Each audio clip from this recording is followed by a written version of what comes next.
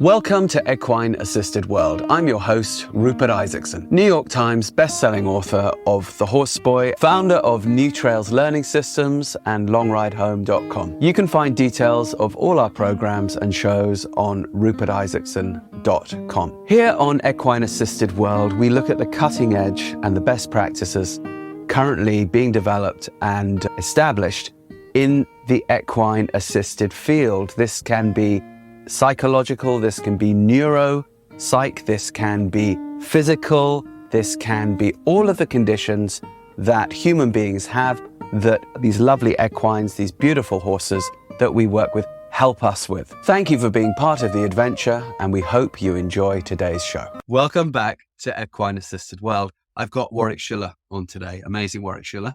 Everybody knows who Warwick Schiller is, and if you don't know who Warwick Schiller is, go listen to Warwick Schiller's Journey on podcast. Why is it important? Warwick is, in my experience, limited experience, but my experience, the only person I've met within the horse world who brings people together in a way that isn't factional. When I first went to the Warwick Schiller Summit in San Antonio 2 years ago, it was my first experience of walking into a room full of big cheeses in the horse world and in the healing world, and not have a bunch of little people over in this corner saying bad things about a bunch of little people over in that corner, and that weird sense that we always have, so depressingly often have, of feeling kind of unsafe but still trying to get the information across. This was different. Warwick Schiller's summit was completely different. And he has another summit that's coming up in England, in Birmingham, this August, first weekend of August. And a lot of us who work in the equine assisted world not only follow Warwick Schiller's Journey on podcast, but have benefited a lot from his approach to attuned horsemanship, in not just how we relate to the equines that we work with, but also to the people that we work with. So without further ado, Mr. Warwick Schiller, thank you very much for coming on Equine Assisted World. Welcome. Good to see you again, Rupert. Always. You've had a busy year. Tell us what you've been up to. It got busy. January, I didn't do much because I had, through a podcast guest from a few years ago, opened my big mouth and said that I would do a thing called the Gaucho Derby. So the Gaucho Derby is billed as the world's toughest horse race. It's a 500-kilometer adventure survival race across the Patagonian region of Argentina. Takes you've got 10 days to complete the race. You ride 7 different horses in that time, and you are limited to a 10-kilo pack, which has got to have your tent, your sleeping bag, your stove, your food, your sleeping pad, and any emergency stuff you may need, as well as extra clothing. So it's I spent the last pretty much year and a half preparing for that. And so, got that out of the way in February, and it was a pretty amazing experience, actually. How do you prepare for that? And when you said your food in that 10-kilo pack, does that mean all the food for 10 days? No, you get resupply bags I think we had 3 resupply bags. Okay. And I finished the race in 9 days. So, almost every second day or so, you can get a resupply bag. And that can weigh 2 kilos. So you can catch up with food there, but your food's like the freeze dried camping food that you just boil water and add to it. And they're about between 500 and 700 calories a piece. And I was only eating one of those a day. So I was eating, going about 9 days riding horses 12 hours a day. Riding or leading horses 12 hours a day and eating about 500 or 700 calories. So it's a good weight loss program, I tell you. Are you tempted to eat your horse at a certain point? No. That's the correct answer. When I was riding across Mongolia, I was noticing people somewhat routinely eating their horses, but they were, of course, recycling the older ones for protein, because that's the economy and the ecology of the region. But of course, you were not doing that. You were relying on the horse to save your bacon, as we all do. Tell us about the horses. To do 500 kilometers across Patagonia, some people might think of Patagonia as a sort of large flat scrubland. We know it's not. It's where the Andes come down towards Tierra del Fuego. It's incredibly tough terrain. How are these horses selected? And also, do you have to qualify? Like, how do the people who are organizing this know that a rider is going to be up for this or capable of doing it? What's that whole selection process for horse and human? The selection process for the humans, it was a couple of years ago now, excuse me. But I think they've got to, you've got to send them video of your riding or Okay. whatever, things like that. The horses, gauchos horses from the areas that you ride through. So you're basically riding through these big, what they call estancias, like a ranch. And the horses, the ranch that you're riding through, the horses basically come from that area right there. And so they're very used to the terrain, but the horses are like a cross between an endurance horse and a mountain goat. Like they will go, like every day, our perception of what sort of terrain a horse is capable of crossing with ease, every day our perception of that was changed. And by day 6, you'd ride across stuff that on day 2 you kind of think, oh, do you think we could ride across this? And you just wouldn't even bat an eyelid. You're like, yeah, away we go. Can you give us a couple of examples? Just rocky, like there's no such thing as a stone bruise down there. Rocks everywhere. It's rocks all over the place. But yeah, you can just climb up and down like steep terrain and like across like shaly cliff face things where the rocks are just rolling away from you. And yeah, just so sure-footed. Amazing. Have you got any kind of guide on this, or you have to find your own way and make your own decisions about what's crossable and what's not? Well, you have GPS points to get to. So it's like an endurance race to where you've got vet checks to get to, and they're your GPS points. So you have GPS points you got to get to, so you've got a GPS, and then you have topographical maps. And so, your next vet check might be 14 kilometers in that direction, and you've got to look at your map and you go, well, there's a mountain there and there's a river there and there's a swamp there. Do I go over the mountain? Do I go try and cross the river? Do I go through the swamp? So there's a lot of navigation stuff to it as well.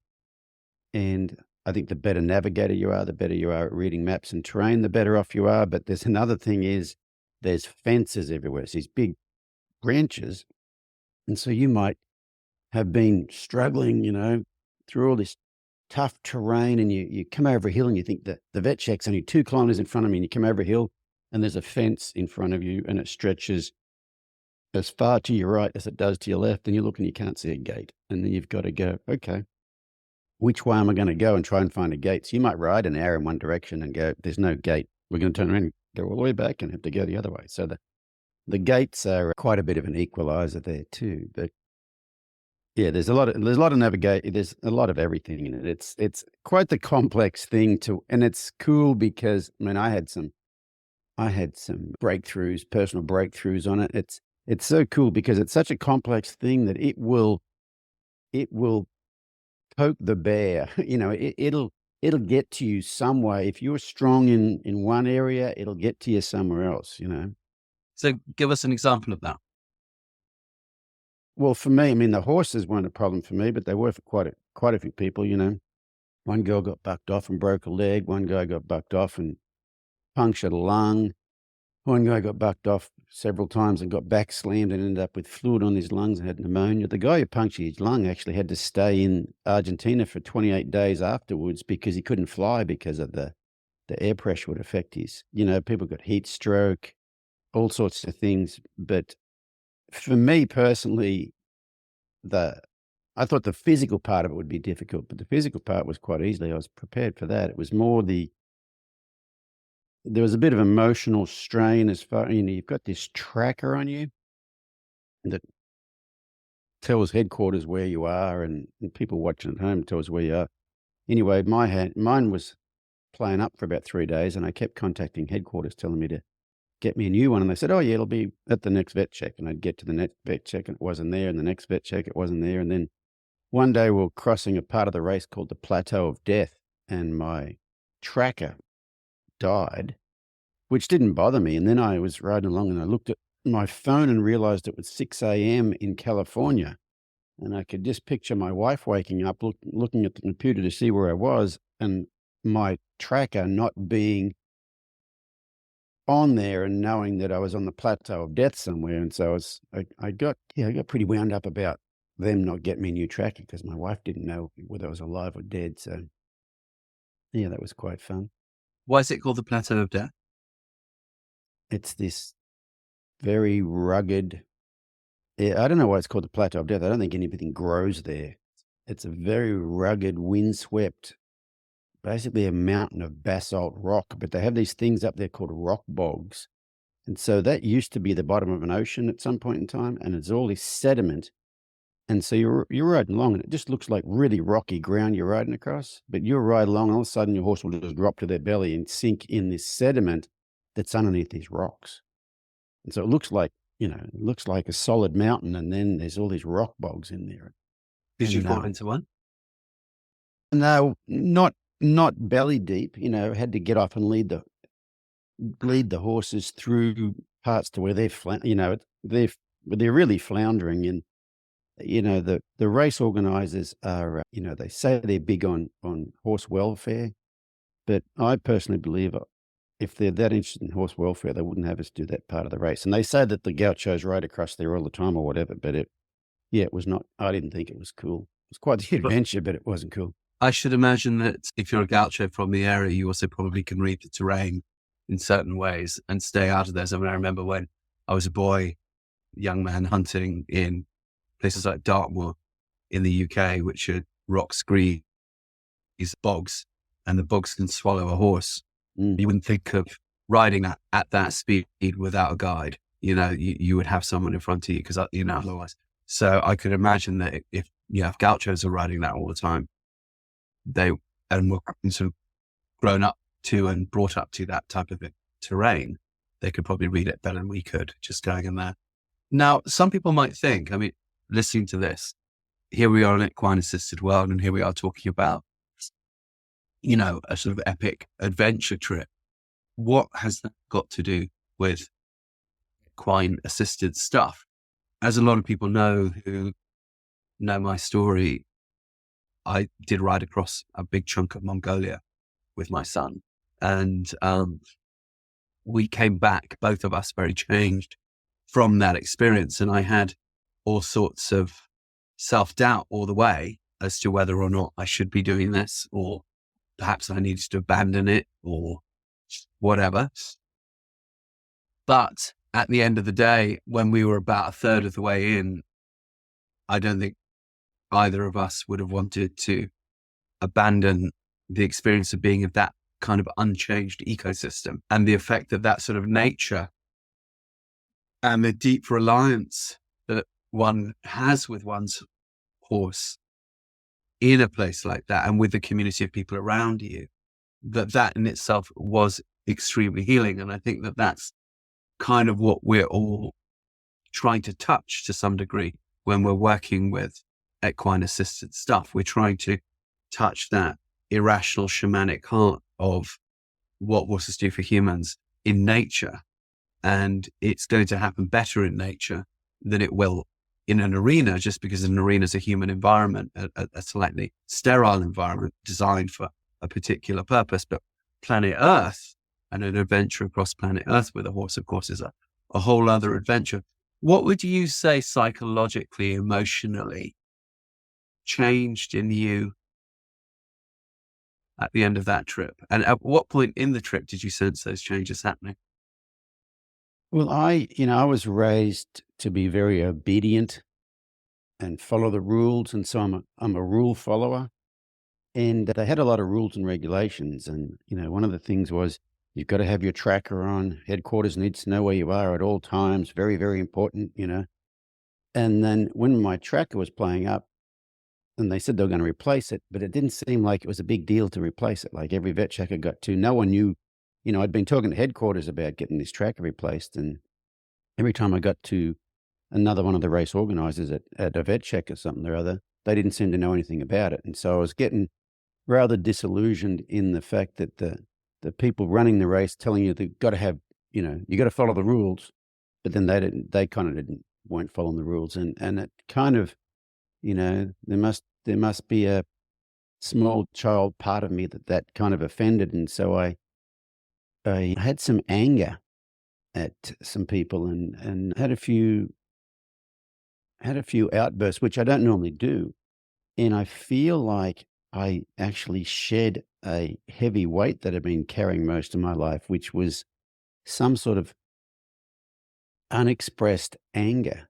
And, I've been on quite a journey trying to get back into my body. Been shut down most of my life and stuck in my head and not in my body. And I've done a lot of therapy. I've done quite a few plant medicine journeys, and they've helped a little bit, but nothing made as big a change as actually this outward expression of anger on this ride. So it was actually quite good. And at the time I was, the organization of it was, their communication was not good, and it was quite frustrating for me and quite a few other people.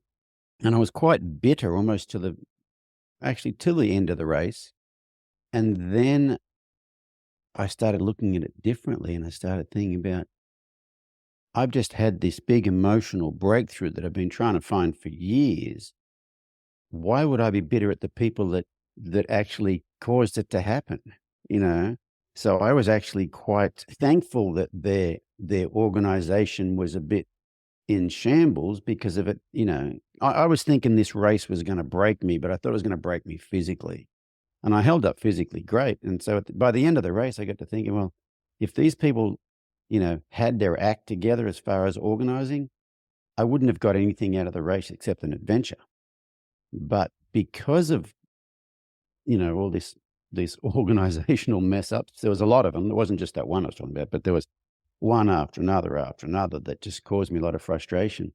If they hadn't have been disorganized like that, I wouldn't have actually had this emotional breakthrough that I've been looking for years. So yeah, it was quite interesting. It was almost like having a 10-year perspective change every second day. It was quite cool. In terms of, outbursts of anger, of course, can be destructive, and outbursts of anger can be cathartic. Bitterness, as we know, is usually destructive and self-destructive. We carry bitterness. It's usually destroys us. Do you think you've been carrying bitterness for some decades? And what was it about the outbursts, these particular outbursts, so allowed them to be cathartic and not self-destructive or destructive to the people around you? Like, what was the difference? From my end or from their end? Let's start with yourself. You can only see things through your own lens. Well, one of the organizers that I was quite angry with was, you've met her, Stevie Delahunt. You would have met her at the podcast summit last year. So Okay. she's a friend of mine. She's the one that got me into the race in the first place, and she now crews for the race. And one of the things I've always, I've always had problems with boundaries with friends. So if a friend of mine did something that I wasn't terribly happy with, instead of actually having a boundary and saying, hey, that's not cool, I'd probably kind of withdraw from the friendship and, basically not say anything. So for me to actually have an outburst to a friend and not really care not really care if I offended them. So this is not a screw you sort of an outburst, but I have a boundary and I don't care if you're a friend of mine, I'm going to tell you about it. For me, that's something I've never really done before. So, I was kind of like, who the hell are you? Like talking to myself sort of thing. And then Stevie, because she understands the nature of these races, how they affect people, because she crews the Mongol Derby and the Gaucho Derby. She's raced both of them. Now she crews both of them, and she's seen it all before. So while I was going off at her, she just looked at me and she goes, you know what? When you've crewed these races enough, you just let all this stuff bounce off you, like and we talked about it afterwards, and she was totally good with it, but she totally gets that these adventure races will push your buttons a little bit, and she realizes that it's got nothing to do with her. And so, yeah, she was cool with it. It's interesting. What it makes me sound like is you sound in a macrocosmically way in that moment, a bit like many of the autistic children that I would work with who might melt down in the course of play dates that we might be doing in nature, or camps that we might do, because their nervous systems are jangled and their amygdala is overactive. And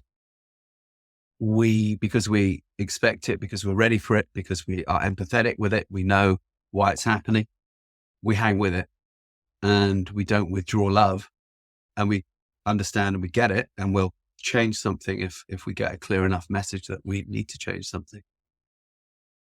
But what that seems to breed, of course, is a lot of trust. And then it seems that the child or the person that we're working with, who perhaps has not been heard before, who's been over-directed, over-therapized, over-bossed about, as happens to special needs kids a lot, suddenly goes, oh my gosh, like if I communicate something to these people, they will listen, they will hear me.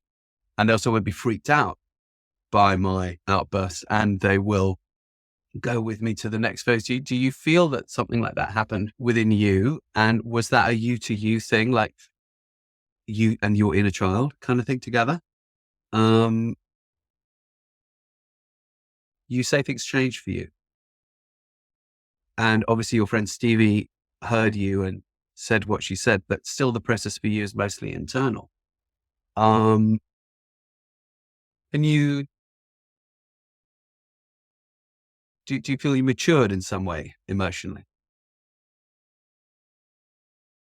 Yeah, I feel like I let go of some stuck energy that has been there since childhood.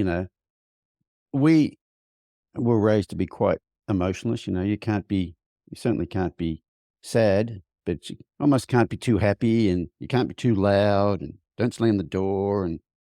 But especially you can't talk back to your parents. You can't say, you can't really have boundaries. You got to do what you're told, sort of thing. And I just feel like there was some stuck anger in there at, maybe some injustices, sort of thing. that yeah, and they're no longer there anymore. And it's interesting.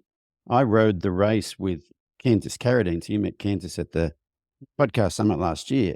Kansas was on the race with me, and she did a Zoom call, I think, maybe after the race, I think. Nothing to do with the race.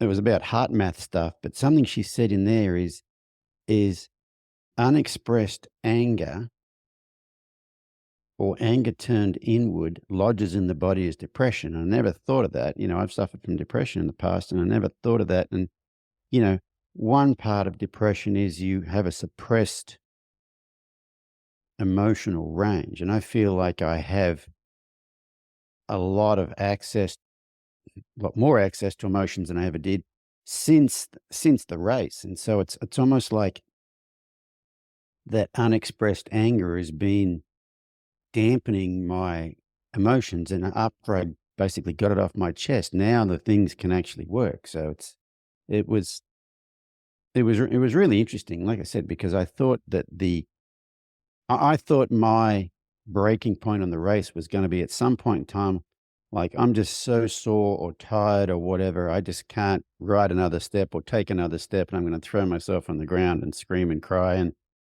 say I can't do it. And then I'm going to sit up and look around, and I'm going to go, well, I'm in the middle of Patagonia and no one's going to come rescue me. I just got to get my ass up off the ground and go again. But that didn't happen. I mean, I wasn't sore, I wasn't tired. By about day 4 or something or other, I would wake up in the morning, I kind of look at myself like, you're not sore, you're not tired, you're not rubbed. All the physical things that I thought was going to be an issue were not an issue. Since you got back and you had that cathartic series of outbursts, Are you expressing anger more? Are you having No. more outbursts? Or do you feel that's something that's moved through you? Yeah, well, it there wasn't just it wasn't just anger. There was some anger, but the first I'd been trying to get a new tracker for several days, and headquarters had said, "Oh yeah, in the next vet check there'll be a tracker." And I get there and they go, "Have you got a tracker for me?" I'm like, "No." And so I was getting frustrated with that. But then when I was crossing the plateau of death and my tracker went off, I wasn't worried about having a tracker. I was worried about having a tracker because the rules say I'm supposed to have a tracker. But then when I realized that my wife at home tracking me didn't know if I was alive or dead, then I was pretty worried about that. So the next vet check I got to, I said, "You guys have got a tracker for me?" And they said, "No."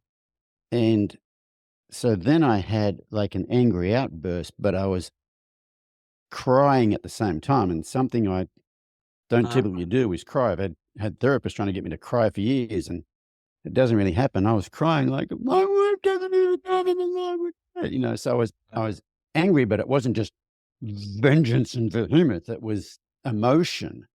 And then when we Vulnerability. finally, Yeah. yeah, and when we got to the end of the race, because there's 40 people on the race. I think 22 actually finished the race. But when you get to the end of the race, you're at finish camp for a day or so, and and a lot of times you haven't seen these people since the start because the race gets all spread out. And anybody I talked to about that, when I would tell them the story about, I was worried my wife didn't know if I was alive or dead, I'd be crying while I was doing it. So I was crying 4 or 5 times a day, if not 5 or 6 times a day, and I don't cry. And so, Yeah. yeah, it just seemed like it's not an anger thing, as in Yeah. I'm now angry. It's just I now am quite a bit more emotional, which is good because I've been trying to get that stuff working for quite a long time. And it just, like I said, it made me think when Kansas said that thing that unexpressed anger turned inward turns into depression. And so, yeah, so it was a great kickstart to get me to going. And then my wife and I, our 30th wedding anniversary was just after that. And we actually had planned to go to Bali to this yoga retreat for our 30th wedding anniversary. And then it turned out that Robin said, "Well, you don't want to fly back to America from South America because then you're going to fly all the way to Australia to get to Bali." So I actually flew from South America to Australia. Robin met me there and then we went to Bali for a week. And the yoga retreat there, we had these circles every morning where you sit around and talk about things. And, I think out of the 5 days we were there, I think 3 of the days when I shared in that sharing circle, I bawled my eyes out too, which was, it was something that I've been trying to get that stuff to work for quite a while. And now the real work begins because now I actually have these emotions. Now I've got to to learn to work with them. The first part's getting the unstuck happening, and that's been quite a long time. But now that I'm unstuck, now I got things to work on. You're doing retreats at your place now. This must be informing those. Tell us about the retreats you're doing. Well, the retreats we're doing here are called connection and attunement retreats, and they're for people who follow what I do with the horses. But it's basically a horseless clinic, and it's really about the details of connection and attunement related to horses and also related to self. So Robin does a lot of work on nervous system regulation with the people, and I do a lot of stuff about the small details about how attunement and connection helps with the horses. Most behavioral issues with a horse are because the horse is in a dysregulated nervous system while someone's trying to teach them something. And it's about how that connection and attunement regulates that nervous system. So they're in that ventral vagal state, and and then they're open to suggestion. But it's also when you go through that sort of process with a horse and you start to see that, oh, the reason they were doing these things is not because they were being a butthead like I thought in the past, but it's because I wasn't paying attention to the little things. I wasn't letting them know I see these little things. I wasn't attuned to them. Once you see that, then once people see that, then they tend to be able to take that mindset into their training as well. So that, it's almost like a mental reset about horses. And what I've been talking about a lot is, I've been quoting you actually. When you first came on my podcast and you're talking about hunter-gatherers, how they, we come from a hierarchy type society where you have kings and queens and popes and bishops and prime ministers and presidents and all that sort of thing. And you were saying that if a documentary film crew goes to film, some hunter-gatherers, one guy comes out of the tribe and he talks to the documentary film crew, and we tend to think that he's the chief, whereas he's just the best person for the job. And so then I go on and explain that horses are the same. Horses are the same way. It's not the hierarchy that we thought it was. It's a collaborative. And I had a lady on the podcast named Kelly Wendorf. So she has a place in Santa Fe, New Mexico. And she's known as the CEO shaman. And she does a lot of equine assisted learning stuff with a lot of times with the C-suite type people, CEO type things. And she uses indigenous wisdom and horse wisdom to teach the lesson she's trying to teach. And she talks about horse herds, things being, like she says that the horses are always testing the leader to see, she talks about care a lot. She says they're not testing because they want to overthrow the government. They're testing to see, do you still care? Do you still have what it takes to be the best person for that job? And if you're not the best horse for that job, we will remove you, but not remove you as in we're trying to overthrow you. We're trying to help everybody out. And if you need care, we will remove you from that leadership position and we will provide care for you. And she talks about it's not about power over, it's care for. And so I've been talking about that quite a bit in these retreats, because if you have an interaction with a horse and you think that interaction is about power over that horse, like being the boss, rather than expressing care for that horse, you could do the same thing physically, but have a different internal energy about it. If you think you're doing it to be the boss, or if you're doing it because you care and you're trying to help, it can come across completely differently, posturally and energetically, even though you're kind of doing the same thing. It's your perspective on why you're doing that thing. You're trying to help. You're not trying to control the horse. You're not trying to subdue behavior. You're trying to help. And I think when you have that come from that position of care, it makes everything you do totally different. I agree. I mean, I think that, back to your experience on the Derby or my experiences growing up with hunting, but, it's an extreme way to ride where you actually start relying on the horse to look after you. And if you don't have that relationship with the horse, you can have very bad accidents. I mean, you can have them anyway, but you're going to certainly much more likely to if you don't have that, what you would call attunement. That this is something which, of course, used to be built in to some degree with traditional schools of horsemanship, just because we lived on horses for long periods of our lives. And now we don't. Now we go and either use them in our minds or work with them or train them or something. But if you break that down to actual hours per month that one is spending with the horse, is not that many compared to how it used to be. And if you're crossing Patagonia, routinely living on your horse, or Mongolia, or even in the old English fox hunting world or whatever, you're spending significant chunks of your life on individual horses with individual horses. And that attunement, unless you actively block it, is going to happen, because nervous system to nervous system, it's going to happen. And this, of course, has been very helpful for me with the work that I do with autism and other things, and that I do have the mindset of I'm really relying on the horse, and my when I'm turning to a horse, I'm like, dude, I need you now. But I know that that's a contract where I must take care of him or her. And if the horse doesn't regard me in that light, they have that innate sense of fairness, as you know. Well, no, why would I? I don't have that relationship with you.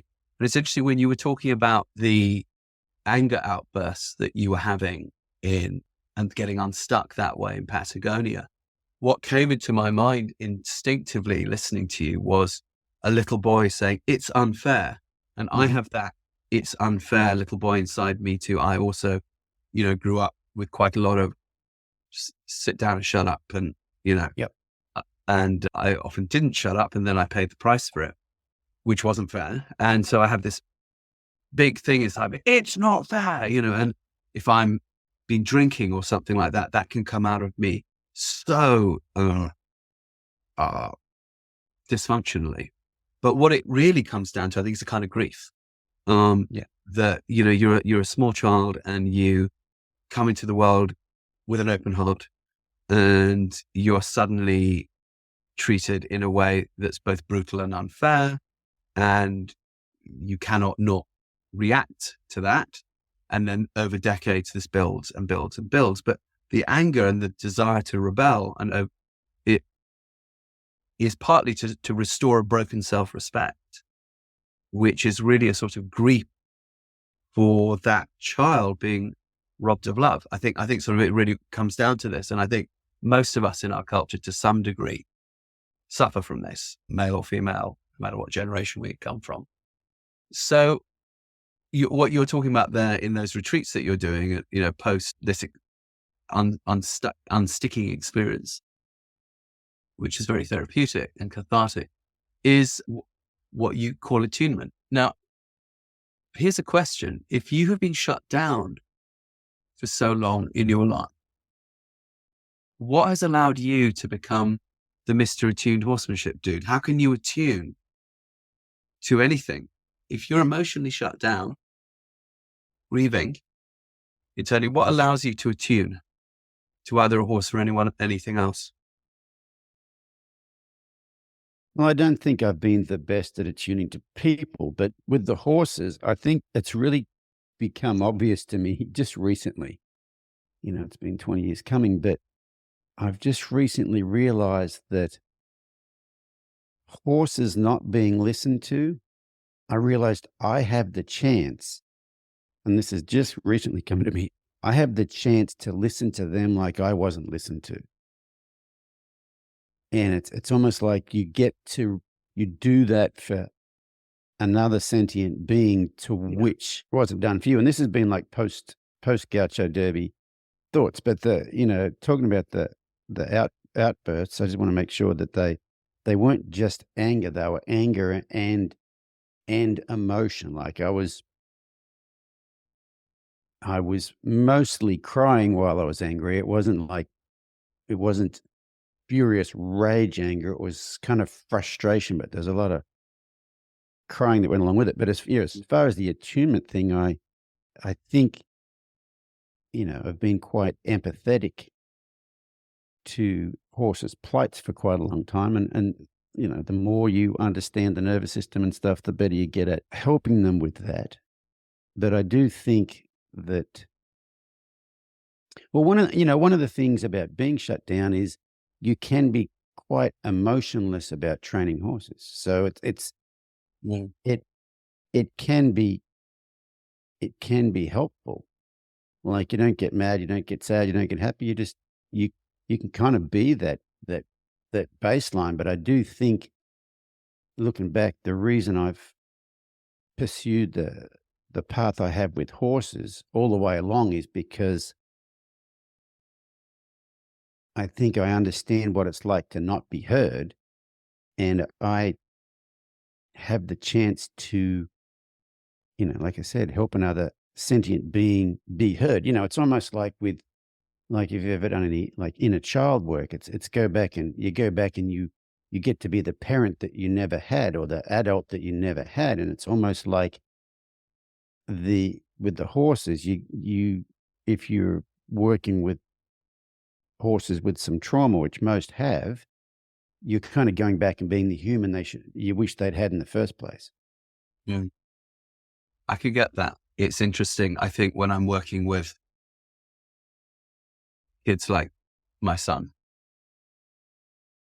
I think for me, there's a lot of that going on. Or I would like them to feel heard in a way that I wasn't. I would like for them to have experiences with adults that are empathetic, like I didn't have, I would like them to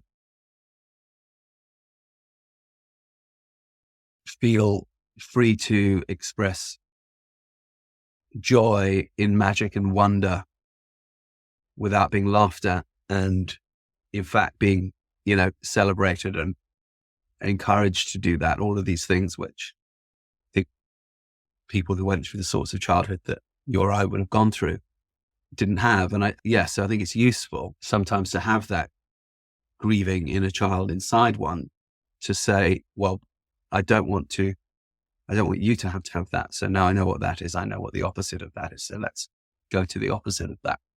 And of course, this does help our own inner child immensely to be able to give that to somebody else. In the retreats that you're doing, I'm going to go to your attunement and how actually it does cross over quite interestingly into the horseboy and movement method work that we do. And it's come clear actually quite recently in the last couple of weeks. I want to talk about this in a minute. But the work that you're doing in the retreats, you're talking about nervous system work. What do you think is the bottom line nervous system intel that anybody who's working in a training or educational sphere, so that could be therapeutic riding, that could be equine assisted stuff, that could just be straight up horse training, that could just be a school teacher. What's the bottom line 1, 2, 3, in your opinion, from the nervous system point of view, that we should all know? I would say that attunement, I would say that, getting the horse or the human you're working with into that ventral vagal state, so that feeling of connection and safety, that's the big thing, is Feeling safe. feeling safe. I really, it all comes down to feeling safe. When you're in that ventral vagal tone, you feel safe, but it's not that you're trying to get them in that ventral vagal tone because you got to be in ventral vagal tone. Really, I think it's really about safety. And the other day, I was just at a horse expo in Minnesota on the weekend presenting there, and I was talking about, when you work with people who have horses, 90% of the people you're working with are women. And I'm always trying to think of analogies to get them to understand things better. Excuse me. And I was saying the other day, I said, try to put yourself in your horse's shoes. And I said, all you women here, women have it different than men, because men don't go through life every second of the day worried about their safety, whereas women do. Yeah. And I said, horses do too. And so that, that I think that feeling of safety is the most important part. Then you're able to take in, you're able to take in information, whether it's a horse, you're trying to teach a horse something, or it's a teacher trying to teach kids something. So not only do they feel safe, but they feel safe with the teacher. Not just they feel safe, and then there's this person over there who's trying to tell me something, but that person makes them feel safe. How do we make the horse or the person feel safe? I'm not so good with the people. I can tell you about the horses. Start there. Well, if you think about a horse's sense of safety comes from being with their herd mates, but it's not a physical sense of safety. It's not the herd mates. Two of the herd mates go to martial arts classes on a Wednesday night, and if if danger comes along, they're going to karate kick him in the side of the head. It's the group awareness of the herd so that they can, be relaxed and alert. But, if I miss something, one of these other guys will alert me, and they will alert me through changes in energy and posture. All the horses are grazing, their heads are down, so their posture's relaxed and their energy's low, and they're grazing. And one pops his head up to look at something in case it's a danger. His posture changes and his energy changes, and that postural and energy change ripples through the whole herd, and pretty soon they're all got their heads up, like, what's that thing over there? And then the one who looked at that thing, if he goes, oh no, I think it's okay, and his posture and energy changes again, so his head goes down, his body, his energy gets relaxed again, that'll ripple through the herd too. So that's, for me, that's what they're looking for, is another sentient being who can provide that. And I really feel that helping people be aware of their energy and their posture while they're around a 400 or 500 kilo animal, for me, that's the equine assisted work. I'm not trying to do equine assisted therapy. With equine assisted therapy, people come to a therapist and the therapist says, your therapy is going to include a horse. I come at from the back end. People come to me, they want help with their horses, but in order to get help with their horses, they need to start being more self-aware, more aware of their posture, more aware of their energy, so they can communicate that awareness to a horse. That's what makes a horse feel safe, is when you can communicate your awareness both of self and of the environment and subtle changes in the horses. I really feel like that's the beginning point right there. But a lot of times people cannot, they're not very aware of their energy or their posture while they're around the horse. And so the first step is they've got to get to where they're a bit more self-aware. And so that's where, that's where the people really get quite a bit of benefit out of it, even though I'm just trying to help them train their horse. It's an interesting thing. One of the things about horsey environments that I hadn't really noticed until I began working with autism and other vulnerable communities was the body language of most horsey people. And I was brought up to walk quickly on the yard, to brush briskly the horse, to brush the concrete with the broom briskly, to kind of go at double speed everywhere. If I didn't do that, I was going to get yelled at. And this is just within a normal context. And then, of course, when you're being taught to ride, you're voiceless. You mustn't talk to the teacher, but you also not supposed to talk to your horse. And of course, horsey people and horse yards are quite intimidating places for non-horsey people to be in. And often I would hear people say, well, you guys are all just so harsh all the time. And I think, oh, I don't know. And only when I started seeing it through the lens of an autistic person did I realize, oh my gosh, yes, it's not a safe environment at all, unless you kind of are motivated to be there. And even if you are, it's still not safe. It's just that you're willing to put up with the unsafeness in order to scratch your horsey itch or gain the information that you want to gain from this trainer. And you'll endure, being mistreated to some degree. And I thought, well, where does this come from? Like, why? Why do we have this in horsey culture in the West? And then I realized, well, of course, it's from the military. That pretty much all of the horse culture that we've inherited through our associations, through the pony clubs, well, this has all been run by ex-cavalry officers through the sort of 1849 military light cavalry manuals that, circulated. And they're basically the same, no matter what country you look at. And what you were trying to do, of course, was to create young recruits who would be drilled to be inured to a large degree of stress and being shouted at so that they would follow orders in battle.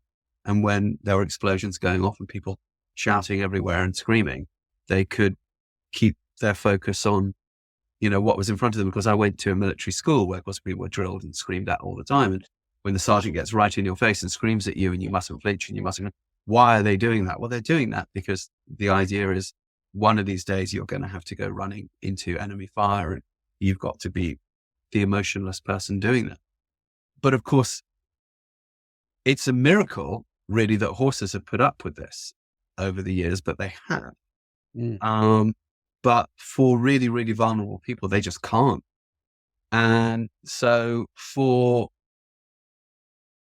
a lot of our trainings, when I'm trying to get people to create an environment that will work for special needs, it's like, well, it's not just the physical environment, it's the human environment. It's that body language, that shoulders forward, brisk walking, barking voice. It's got to go while those people are in the yard, because otherwise you're just going to make them feel unsafe, and the amygdala is going to get depressed, and the nervous system's going to shut down. They won't be able to do anything.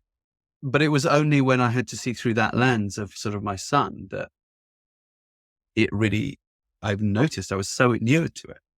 Do you find that there is self-awareness about this unsafe way of being permeating sort of through the horse people that you work with? And do you feel that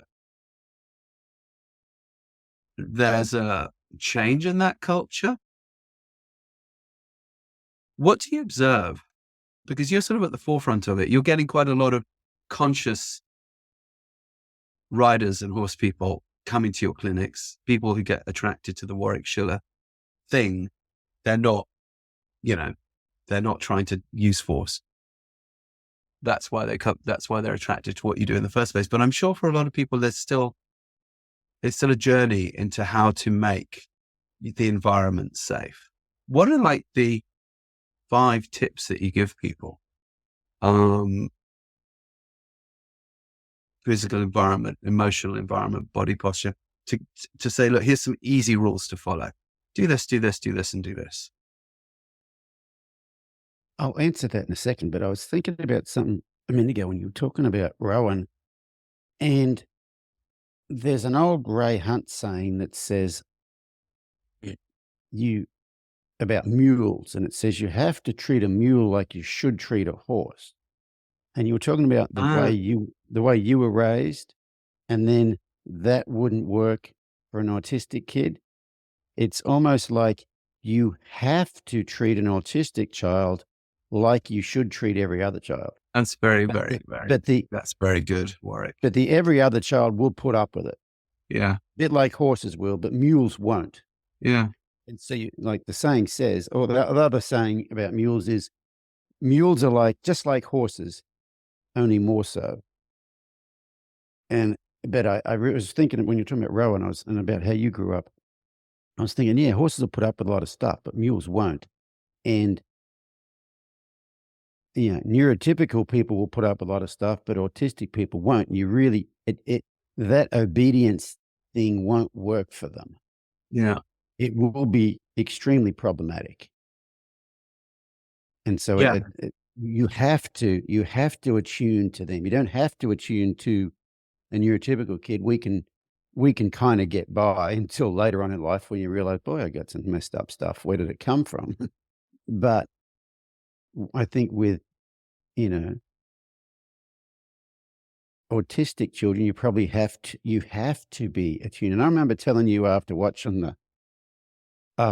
the Horse Boy movie, I said, you get Father of the Year award. Like wherever Rowan went, you just went with him. There's a thing I'll do with horses that are not when they're anxious, but if they kind of had enough of people and they're kind of rejecting you a little bit and they kind of walk away, where you just match steps with them. You just go, you act like you're another horse and you're a herd of horses and they're leading the thing, and you just kind of match steps with them. And it's almost like you did that with Rowan. I think you said that Temple Grandin told you, just follow him wherever he goes. Just follow him. As long as he's not going to fall off a cliff or something or other, just follow him. Yeah. Is that the advice that you give? Well, probably the first advice I give is try to get people to understand that any behavioral problem you have with your horse is because they don't feel safe. Yeah. It's always because they don't feel safe, whether they don't feel safe in the environment, or they don't feel safe with you, or they don't feel safe with you asking them to do the thing that you're asking them to do. But if you look at it from a different perspective, if you don't look at it as in they're objectionable or they're being belligerent or whatever, but you look at it from when they don't feel safe, then you get a bit of a different perspective on the whole thing. And, that's usually when I'll talk about that care for versus power over dynamic. I think, and then the other thing I talk about is trying to communicate your awareness as much as you can, like even brushing a horse. If you are aware of their eyes and their ears and their muzzle, and as you start brushing, if their thoughts change one way or the other, doesn't matter, up, down, left, right, towards you, away from you, doesn't matter. You can pause each time there's a change in their focus. After a while, they get to realize you are noticing my changes in focus. So it's just a really, really communicate your awareness. I mean, that's their stock in trade, and communicating that awareness is what makes them feel safe around you. They're like, "Oh, you notice that? You notice that? And you notice that?" And that's something that they're really simple little things to do, but they make a huge difference on the nervous system of a horse that's wired to keep an eye out for danger. Right. Because by you noticing what they notice, but not reacting to it as if it is danger, you behave like a caring member of the herd. Right. Got it. And and sometimes just doing those things are very helpful for the people, for the human. Like just, I remember when I first started going to therapy, I was doing this group therapy, and we would have homework each week. And one of the homeworks was, there were these mindfulness practices, but one of the mindfulness practices was sit and observe an animal, whether your dog or your cat. Let's say your cat's laying on the windowsill and the sun is shining through the window. Look at the sun illuminating each of those individual hairs of the cat. Just something like that. Well, when you're that aware of little things your horse is doing when you're around them, it's a mindfulness practice in itself. As long as you can observe it, but not judge it. Like, oh, he's looking over there. Wonder if it scares him and he jumps on my toe. And then, oh my God, I've already got an ingrown toenail and then I'll have to go to the doctor. Which doctor will I go to? Oh, there's that one really good one my friend has, and he's really good with ingrown toenails and broken toes from, like your mind can just get carried away with things. So being able to observe things without necessarily creating a story about what you're observing is a skill too, because as soon as you start creating that story, I mean, horses can basically read your mind. They know when you're present, they know when you're not. And as soon as you start down all those what ifs, they can tell you're not present. And I think they're just so good at reading energy. And I think there's an energy that comes off us when we're not present, when we're in our head. I think they can really detect all of that stuff. And when you help people to be able to get present around their horses and they see the difference it makes in the horse, they kind of, it's a real eye opener. And the thing I'm trying to do these days is, like at horse expos or whatever, is try to get the people watching the demonstration or whatever to have one of those moments to where there's a truth that they've had about horses in their mind all their life, and you can bust that truth. You can have them go and see that thing with a completely different perspective.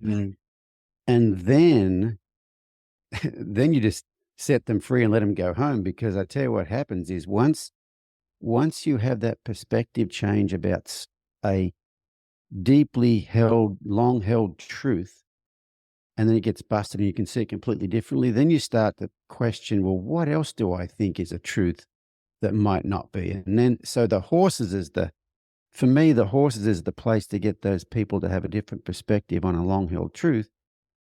And once they see that one and see how different the horses are, then they start to question other aspects of their life, whether it's some of their societal conditioning or cultural conditioning or religious conditioning or whatever it is. Then they start to, it almost puts them on the path of being a bit of a truth seeker or a different truth seeker. It's an interesting one for me because horses can bring out obviously the best in us in so many ways, and obviously can be so therapeutic. But it's also a fact that psychopathic human atrocity has been perpetuated through horses for many thousands of years. Most of the histories of conquest, genocide, think of Genghis Khan, Tamerlane, think of the conquest of the American West, think of the great wrong, many of the great wrongs have been done, conquistadors and so on, crusades, all on the back of a horse. And the horse being this kind of innocent in the thing, it will lend you its power. You can use it for good or ill. Like you can get in your car and you can drive into a crowd of people, or you could be the person driving up in your car after someone has done that and put those people in your car and drive them to hospital. That's up to you how you use your car. But the car will allow itself to be used in a relatively innocent way either way. And I think this has certainly been true of horses, and horses give us power, right? They make us bigger, smarter, more beautiful, blah, blah. When we just get off them, we go back to being monkeys again. But while we're joined to a horse, we get lent this power and this beauty. And we can obviously fall into the illusion that this is our own power and beauty rather than something that's being lent to us. And we know what power does to the human mind. So it's interesting to me that I've often thought about this, that, for example, with the way we're training horses with horseboy work is the horse has to be able to collect softly, because otherwise the person on their back can't relax their psoas muscle inside their hip. And if they can't relax their psoas muscle, they can't rock their hips in rhythm with the horse's rhythm and get this oxytocin effect that will not only calm the nervous system, but is the communication hormone. So that's why we train the horses to do this. So the system that we're using is, of course, the age-old master system, which has been used over the centuries for this cavalry thing, which has, of course, been used to harm our fellow man. But we can use it to heal our fellow man. That's just up to us. Your attunement thing carries into this in a really interesting way. So I was in the last week in Ireland, and we have some projects happening there. And I was with an occupational therapist and Warwick Schiller, a attuned horsemanship person called Leanna Tank, who I met at the Longing and Belonging workshop that I did with Jane Pike at your place last year in California. And I don't know if you remember, because we were all sitting under the tree when we were going around with our stories about what we did. And she said, well, I work with the criminally insane, schizophrenic, and also people with autism who've sort of fallen into that part of the system and perhaps shouldn't. And really people who've done really, really, really, really gruesome things. And that you would think that this would not allow you to be able to empathize with somebody like this. But in fact, where their brain had gone in that moment, they were not themselves. They come around afterwards and they're shocked at what they've done. That they're not psychopaths. It's just another personality that took them over. And what do you do with somebody like this? Do you just withdraw love forever and stick them in a hole? Or there they are, they've got to go through the rest of their lives. And somebody like her is in the front line of this. And there I am at your place, Warwick, and so she's helping us now getting some of these new projects, some of which have some very, very difficult clientele going in Ireland. And I said, what is it, Leanna, that has allowed you to take this ultra empathetic and actually very effective approach with this population that you're working with? Because she's been having really great successes. These people are rehabilitating to some degree and able to produce art and, find meaning and so on. And she said, oh, it's the attuned horsemanship of Warwick Schiller. And I said, go on. And she said, well, when I was doing Warwick Schiller's stuff, I had to quiet my mind and quiet my judgment to follow the horse mentally and emotionally in the same way that you, Rupert, talk about following the child, with the autism work. And she said, I after a while I got good at it because I started getting feedback from my horse that was more and more positive. So I kept doing it more and more. She said, I wasn't really aware of it at the time, but I started doing this with the people I was working with. I started attuning to them. And then I'd find myself with people who are often violent or often acting out in some way or other. And they just weren't. And suddenly we were painting together or able to go into nature together and notice the stars or notice the trees and begin with this and then piece together conversation, and healing starts to take place. And she attributes quite a lot of that to learning the attuned horsemanship and then that coming back to her relationship with people. And then it went a step further. And she said, one of the difficulties is that, we're working in these institutions where people are underpaid, people are undervalued. The work is incredibly difficult and quite scary. The environment is depressing. And she's supposed to keep these people, professionally up to par. And she said that the attunement work that she got through working with your attuned horsemanship was helping her to attune to the groups of people she was training, empathize better and lead them to better results. And that was interesting. I didn't expect her to say that. And I just wanted you to know that there's someone taking what you've been showing with horses and your quest for your own self-attunement, perhaps through horses. So you're shut down towards people, but not towards horses. And then that maybe helps you get less shut down towards people. But that's definitely spreading. And the work, I hope we're going to get her on the show actually, because she's phenomenal. So from a listener point of view, to those of you who are tuning in now, you might want to go check out Warwick Schiller's stuff with horses, not just because it's good with horses.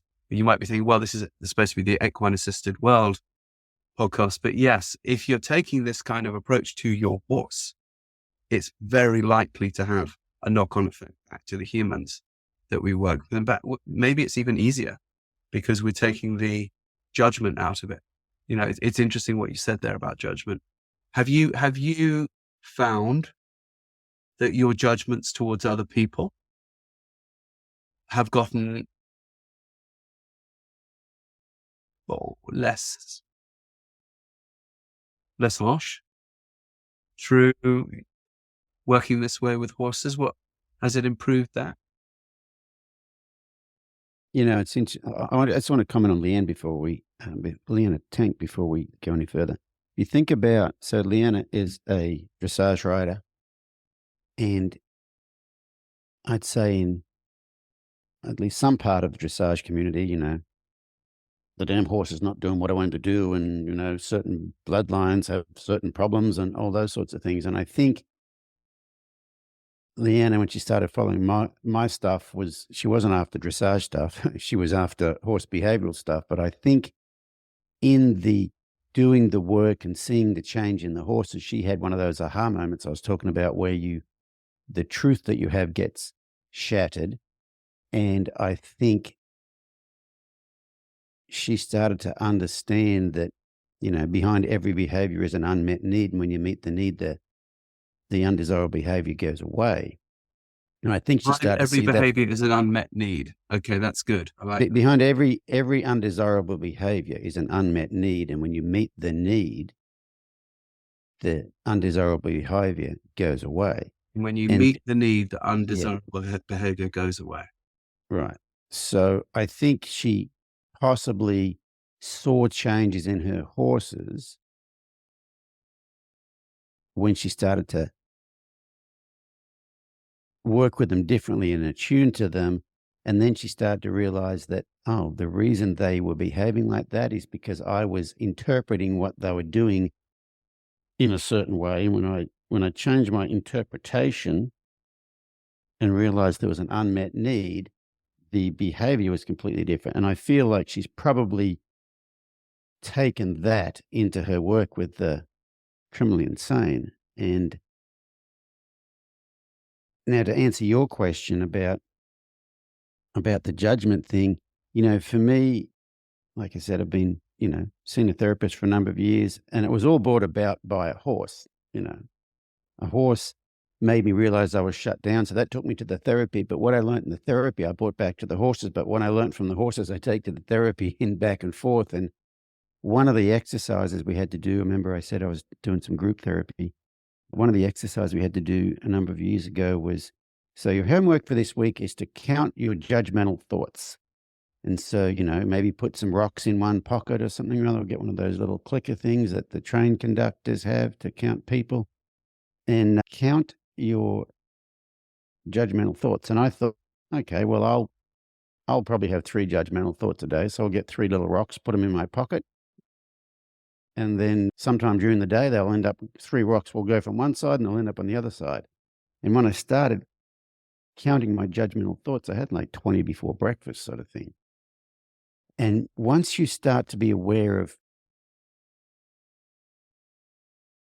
judgmental thoughts and how many you have, then you become aware of how many you actually have about yourself.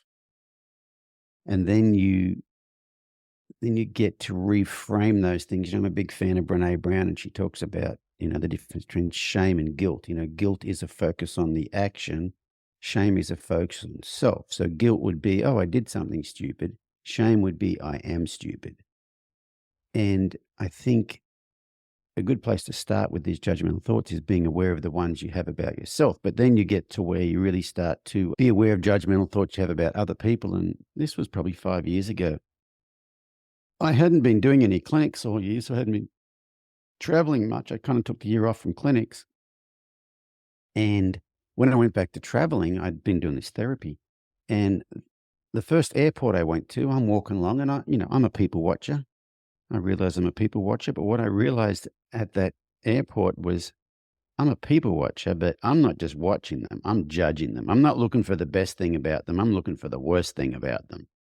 I'm walking along and I'm thinking, you need to stay away from the hamburgers. You need to brush your hair. Did you not have a mirror at your house? You've got too many clothes on. You don't have enough clothes on. Blah, blah, blah. This whole story going through your head, And so then I realized I was doing it. So I stopped and thought to myself, every person that walks past me, I'm just going to look at them and think to myself, may you be happy.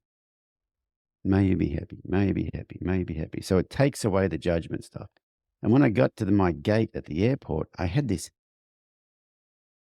light, airy feeling inside me instead of the dark, dull feeling that I used to have inside me. But the thing about the dark, dull feeling is if it's always been there, you don't know it's there. Yeah. And when I felt different, I'm like, wow. And, that was 5 years ago. And I still always have to remind myself, because I'll get in an airport and I'll be walking along and like, what are you doing? What are you doing? And then I'm like, oh, hang on. May you be happy. May you be happy. So I do it. People walking the other way. I'm walking one way, they're walking towards me. I look them in the eye, I give them a little bit of an eye smile, and I think to myself, may you be happy. For the most part, they don't notice you. Sometimes people will look at you, and as you look them in the eye, they look the other way. And every once in a while, someone looks at you, you look at them, and you give them a little eye smile, and they give you a little eye smile back. And it's this very cool exchange of energy. But yeah, I think changing your judgments of other people, actually, it's a bit like the old saying about holding a grudge. They say, holding a grudge is like drinking poison and expecting to kill someone else. And so, that kind of holding a grudge just eats away at you. It doesn't necessarily affect the other person. So I think judgments, when you're judging everybody else, it eats away at you. It doesn't eat away at them. Yeah. And of course, we're raised to do it. We're trained to do it. And we're even trained that we must do it. And that if we don't do it, we'll somehow betray our clan, our caste, our family, this set of values. Back to the hunter-gatherer thing. It's so interesting there because everyone relentlessly takes the piss out of everyone else all the time. But when push comes to shove, everybody feels safe with everybody else. Now, and they have to, otherwise they're not going to survive. But what they have, of course, at the center of the group is a healer, is a shaman, who's there to not just react to crises of healing that come up, but also to create regular healing ceremonies that are cathartic, that sort of, if you like, wash the psychic dirty laundry of the group to prevent this judgmental darkness from coming up too strong. And this has been something that humans have done for 190 odd thousand years, or 290 odd thousand years. They now think Homo sapiens sapiens might be 300,000 rather than 200,000 years old. Who knows? But, certainly longer than we've been living as farmers, warfarers, and people living in cities and so on. But now, of course, we don't have that mechanism anymore. Or at least we have to try to recreate it. And I think your point there about saying to someone, well, you can't say, I must shed judgment, because that's just another judgment. And then, of course, you're just going to judge yourself for having a judgmental thought. And so I like this idea of stopping that momentum with something completely different. Like, well, what's the opposite of a judgment? It's a blessing. So go to a blessing. I have one that I do too, which is sometimes I look at someone and say, you are my favorite. You are my favorite. And you are my favorite. And you are my favorite. And after a while, I start beginning to see really cool things in all of I do this in airports too, because I'm in airports a lot. And it's such an easy one to, you are my favorite. You are my favorite. And it's funny, I find myself approaching like the customer service desk, and there's a problem to solve. And I'm walking up to the person. I can see I'm the 5,000th person coming up to them that day to piss them off. And what's projecting out of me is, you are my favorite. And it changes the dynamic. It's so interesting, but I'm not trying to not judge. I'm trying to bless. I have another game that I play with car license plates. I use in Germany where I live, it's often 2 or even 3 letters and then some other letters, and you end up spelling words in English through them. And sometimes they're quite funny and sometimes they're quite rude. And I was always going for those, and I was going for the rude ones. And then sometimes I was going for quite negative ones. I noticed that I was creating quite negative, little ironic, little sarcastic phrases. And I started noticing this as I was driving. I'm like, okay, how many times have I done that on the course of like one drive to the barn? I might have done that 10 times and not even noticed. So now what I try to do is, with each letter that I see, I assign a very good word to it. M could be miracle or money, or H could be happiness, or, O could be omnipotence, or U could be unlimited or something. And you see, RUD is one that we often have around here because it's Rudersheimer's, receiving unlimited delights, or this sort of thing. And there's no doubt it changes the way I relate. And I think one has to chip away at this all the time, because that's what a shaman would do, right? That's what a healer would do in the community, would be the person to keep us back on track with that. But we now have to rely on ourselves to be those internal shamans. And it's not easy. You've been taking a lot of journeys down this path, some with conventional therapies, others with plant medicines, and also with sort of extreme experiences and challenges like the Gaucho Derby. What would be your advice to an average Joe, a Warwick Schiller 10 years ago, going through life in that normal way, with lots of judgment, low-level depression, the dark stuff that we're taught to think is just our lot in life and how it has to be? You're on the other side of quite a journey. And of course, people who've been on these journeys, as you know, just realize how little they know and how much further there is to journey. But it's now fun and interesting rather than, oh my God, I've got to conquer this mountain. But you were not always there. May you be happy as you see someone walking along the street. Well, that's a really good starting point. What would be your advice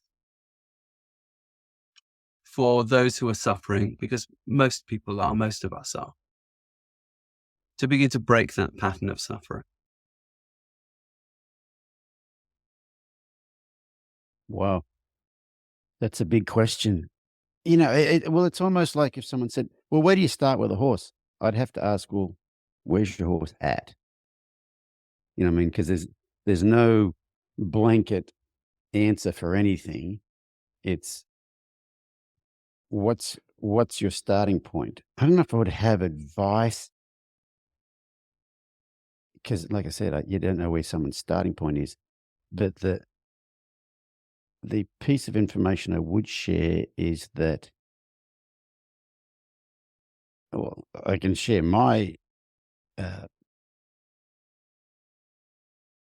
discovery was that the person that you are societally and culturally raised to be, that's not who you are. So you might think you are a certain person, and that's not who you are. That's you with all the cultural conditioning on it, and underneath that, you are someone totally different. The path to unraveling that stuff, I think it can be a long one, and it's I think it's a never ending one. And like you said a minute ago, like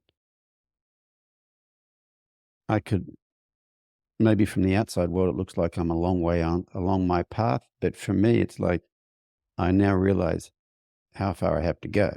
So you got to realize. I think it's almost like levels of consciousness. You can only see as far ahead as you are capable of seeing, and if if you can only see a certain distance for the last 5 years, and you're getting closer and closer and closer to the end of that, you're starting to think, hey, I kind of know a lot of stuff. But when you go a bit further and you get into the next level of consciousness, so now you're aware of how much farther there is to go. I can't go there yet, but you're aware of how far there is to go. You can think at that time that I'm not getting anywhere. I don't know anything. Whereas 6 months ago, maybe you thought I'm getting I'm getting a lot of stuff done, and I know a lot of stuff. And I think it just becomes what you're aware of. But as far as advice, I don't know if I have one good piece of advice, but I would say on your journey, go easy on yourself. Yeah. Yeah. Yeah. I would agree. Treat yourself as a good friend would treat you, which is the hardest thing because we are taught to self-flagellate. But go easy on yourself is a good thing. Now you are, to some degree, you're going to hate that I'm saying this, but you are to some degree taking on the role of group shaman, because by doing the podcast and by putting these summits together, remember where we started in the intro of this conversation. And I said, when I walked into the summit in San Antonio, it was my first experience of going to a thing full of big cheeses in the horse world, where it wasn't factional and it wasn't bitchy and it wasn't dark. And it was such a relief. And you've been doing these now. You've done another one in America. You've done one in Australia. And I think everyone has had this reaction. Everyone I know, everyone I've spoken to, everyone who's been at these things has had this reaction. You've got one coming up in England, August. What are the dates on the UK summit that's coming up? And tell us where it is, because I think a lot of listeners, particularly ones in the UK, will probably want to go and may not know it's happening. So it's in Birmingham at the Birmingham Theatre, and it's the 2nd, 3rd, and 4th of August. And the reason we decided to have it in a theatre is in Australia last year we had it in a theatre, and it was the atmosphere is just that much better. So if you think about the one in San Antonio, it's in a big room. There's a bit of a stage. And the first year we had it, we didn't have any extra lighting. So if you turn the house lights down, you also turn the stage lights down. So, it was just a brightly lit room. But after we had the one in Australia last year, stage style seating, you can dim the house lights, have the stage lights lit up. It added, you were there the first year and the atmosphere was amazing, but probably the aesthetics lacked a little bit. And so when we had the one in Australia last year, it's like, oh, that's perfect. So then in San Antonio again last year, we brought in extra lighting so we could turn the room lights down, have the stage lit up, and it made a huge difference. But this one in Birmingham is going to be in a real theatre. So I think the aesthetics will be amazing because as you know, you've been to two of them now, the atmosphere is always amazing. Yeah. So that first weekend of August, I'll be there. Who else is going to be there? Who else might we be able to learn from? Well, let's talk about previous podcast summit guests. So Jane Pike, I think Jane Pike has been to every one. She's been to the two in the US. She's been to the one in Australia. So Jane's from New Zealand. She is amazing. One of my favorite human beings on the planet. Kathy Price will be coming from Wales. She has been to those. Christine Dixon is coming from the US. Christine presented last year at our podcast summit.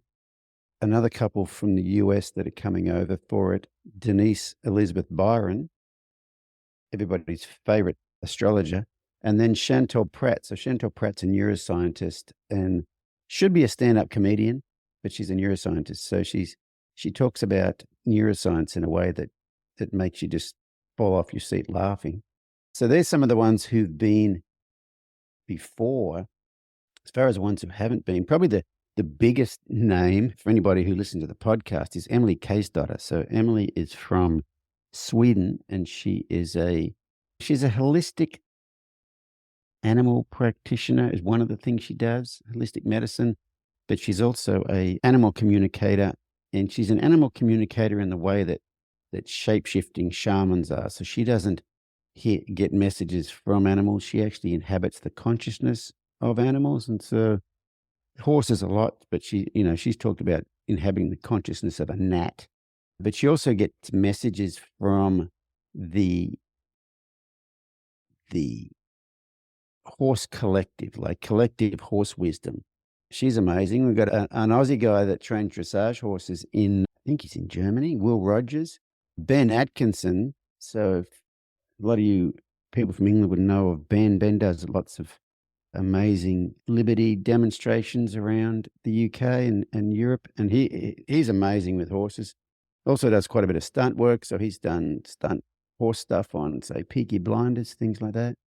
Tanya Kindersley is coming down from Scotland. So Tanya is a Sunday Times best-selling author. She's also a wonderful horse lady, and she could read me at the phone book, and I would, she could write a shopping list and it would sound poetic. She's amazing.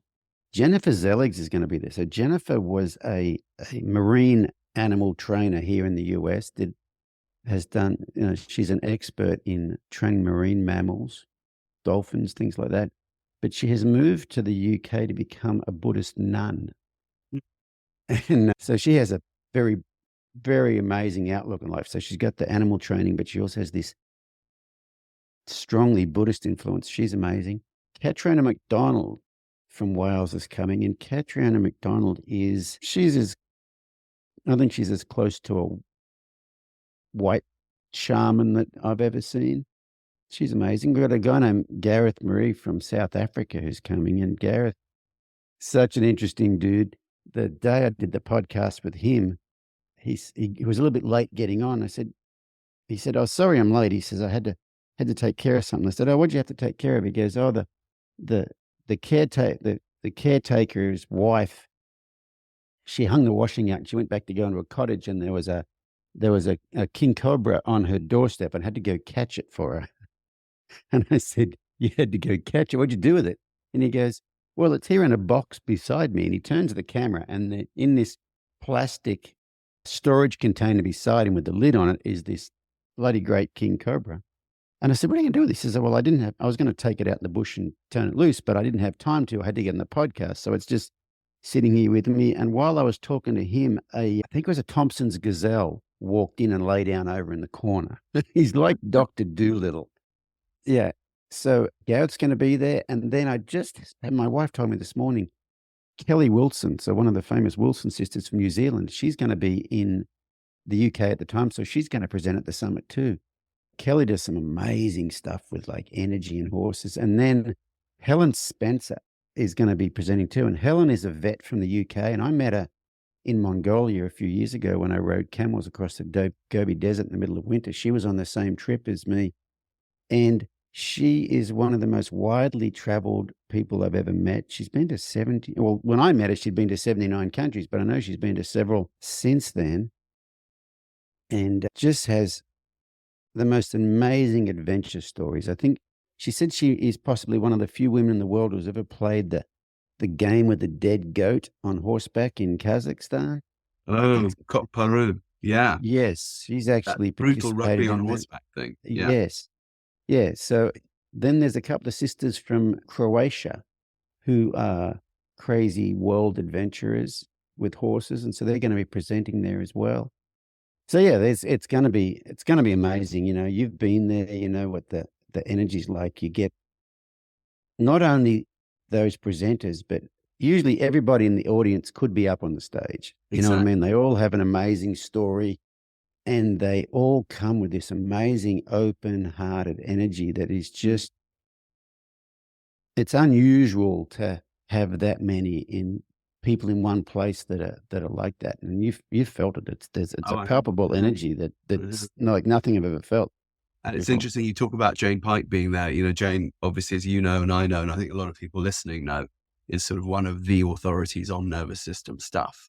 Yeah. And you can't, I mean, I've worked with Jane now 4 or 5 times, and I've been able to sit through when we co-present, listening to her give the 1, 2, 3 on the nervous system, which, as you say, it starts with am I safe? And as she goes into creating that. But every time I hear it, I hear more. So for those people who are really wanting to get really solid info on the nervous system and how to work with it in the most functional way, whether for horses or humans, Jane Pike, unmissable. And you also talked about Kathy Price. She's Welsh, but again, for those listeners who are not aware of Kathy, she's very, very interesting because she's an energy healer with horse. She's a great horsewoman in her own right, but obviously in the work that I do, because I've worked with a lot of shamans and so on, you sometimes get people come and say, well, I'm a shaman. And you think, well, I don't know, maybe you are, you know, who knows? Kathy put her hands on me in Wales one time, and I was jet lagged and exhausted, and I wasn't after that. And the person she reminded me of in terms of the transmission through the hands was Linda Tellington Jones. If you know T-Touch, if you've ever had Linda, been lucky enough to have Linda put her hands on you, it's the same. She can pull things out of you, out of horses. Kathy's there. She's got that. She's the real deal. And what's nice about someone like Kathy is that, you know, a lot of us feel, well, we might have to go to the Amazon or the Kalahari or Mongolia or wherever to be with someone who can heal like that. But actually, no, it's still alive and well in our own culture. And one of the classic hallmarks of a good healer is they don't take themselves seriously at all. There's no sense of theater like, I am a shaman. It's not like that in the least, you know. It never is. And Kathy couldn't be more down to earth. So again, if any listeners are thinking of coming, please do make sure that you get to connect with her and hear her, because it will open doors to healing, and it will also do it in a way that removes a lot of that feeling of, oh, it's some other thing. It isn't. It's in us all. You know, the other thing about the podcast summit too is that, you know, we've had 2 in America now, and the first group of, it seems to bring people together. The first group of presenters that we had that first year, they have all gone on and collaborated, and, you know, they probably didn't know each other beforehand, and Absolutely. they've all gone and collaborated and done amazing things together. But the other thing is, we've heard that, you know, there's been lifelong friendships made at the summit itself from the people spectating, because it's like, this is their tribe. Like, these are the people I've been looking for. And it's something about just having this certain mindset of people all in one place. And it's interesting, you were talking about horses before and how, you know, we used them to conquer the world, Genghis Khan, all that sort of thing.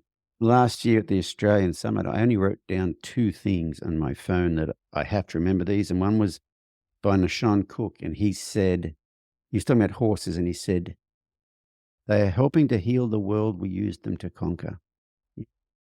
That was one thing I wrote down. The other thing I wrote down was from Jane Pike. It was just one short sentence. It was, there is no balance.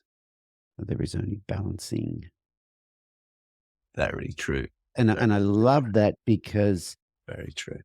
that means you've never made it, No. whatever it is. And the other thing is, it takes away your judgment of why isn't it working, Yeah. whatever it is you're doing, because there is no balance. There is only balancing. There is only, you're always moving towards that optimal state, but you're never in that optimal state. So there's no there to get to. It's always a little more of this, a little less of this, a little more of that. Whether you're training horses or working on your nervous system or working on a relationship, it's not ever just done.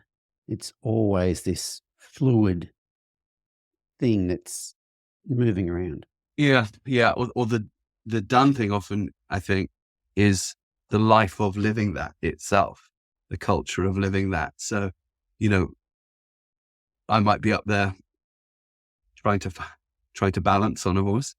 My internal process might be I'm balancing, and maybe I'm better or less good in that balance in this moment or that moment, and my emotional status here or my emotional status there. Somebody looking from the outside would say, that man is living an equestrian life, lucky him. And we're both right, of course. But from time to time, when and it's back to Jane, actually, Jane makes a really good point about horsemanship isn't training horses or teaching horses how to do this or having horses teach you how to do this emotionally yourself. It, of course, includes those things. But it's the life you lead with them. It's the walking through the mud with them. It's the being with them in the winter. It's the figuring out their food. It's the wondering what to do. Why are they itching and coughing this summer, but they weren't last summer? And it's the pleasure of just watching the light fall on them as they graze in the paddock. It's the stupid, funny moments when they, when you're up to your elbows in shit. But it's also the sublime and the amazing and the exciting. And all of these things is this equestrian life that we are so fortunate to participate in, period, at all. And we get involved in these minutiae of, my half pass isn't quite up to scratch, or I've been jumping 1 meter 30 and I need to jump 1 meter 40, or I don't feel attuned to my horse, or I don't feel confident with my horse, or well, at least you've got a fucking horse. At least you're out there with a horse. This is good. A few years ago in Australia, I was at a clinic and someone had so some of the throwaway horses in Australia are off the track standard breds. So not thoroughbreds, but the standard breds. And they have a branding system on their neck that it looks a bit like a Mustang brand, but different. But you can tell them they got this big brand on their neck. And someone had one at a clinic, and I hopped on to ride it around to help her out with something or other. And someone took a picture of me. And so from the picture, you can tell that this horse is what we call a trotter in Australia. That's the general term for him. And so I made a meme out of it, and it said, if you are lucky enough to be riding a horse, you are lucky enough. Because a lot of people think, oh, well, he's only a trotter. You know what I mean? And that's only a trotter. It's like, it's a horse. Yes. He's a horse first, he's a trotter second. And if you're lucky enough to be riding a trotter, you're lucky enough, even though most people wouldn't give 2 cents for a trotter. You know what I mean? Yeah, absolutely. We are ridiculously blessed to live this life with horses. And we often take it somewhat for granted. And we often take each other in our tribe, our equestrian tribe, somewhat for granted. And we can often be downright awful to each other. But it doesn't need to be like that. And so in the equine assisted world, and in this podcast, what we are trying to do is be a part of a culture that is about healing with horses, okay? And part of that is acknowledging how fortunate we are to even participate in this. And I do think that if we do that, then we can transmit well-being through horses. And if we don't do that, kind of hard. And I think that what you're doing with the summit and what you're doing with the podcast and what you're doing with Attuned Horsemanship is one of the larger contributions to equestrian culture now becoming part of the healing and conscious culture on the planet. So thank you, Warwick, for doing that work that we all benefit from. I hope that some of the listeners we will see you at the summit. Please do come and talk to us. One of the nice things about the summit is there isn't this like, oh, these are the presenters and you guys are just the punters. It's not like that at all. You'll see. Everyone is hanging with everybody. If there's people that you have wanted to go and talk to and connect with for a long time who are there as presenters, just go talk to them. Yeah, that's one of the cool things about the podcast summit is people have listened to the podcast and they've heard these amazing people. And not only do you get to go and see them actually present on stage, but you get to hang with them afterwards. And that's, that's probably one of the most amazing parts for a lot of people is these are, sometimes people listen to one podcast over and over and over. Like, I just love what this person has to say. Like Jane Pike. You can't listen to Jane Pike and not want to know more about Jane Pike. But yeah, getting to hang with them and you can ask them questions. And yeah, it's a very intimate setting and we only have limited tickets for it. So it's not a huge gathering to where it loses that intimacy. No. How many tickets are there? I think Birmingham can hold 300. Okay. So only 300, yeah. Yeah. And it's, so it's not only intimate that way, but what we've found is what's really cool is the presenters are all fans of each other. Yeah. And there's that camaraderie there too. I remember last year, Dr. Rebecca Bailey, I think it was Dr. Rebecca Bailey, she said, normally at these sorts of things, when I speak and then I go back up to the hotel room. She said, I've been sitting here on the edge of my seat just listening to everybody. And so, she lives in that space. She's a bit of a famous person in that world, I don't know if did you ever the Equine Polyvagal Institute, absolutely.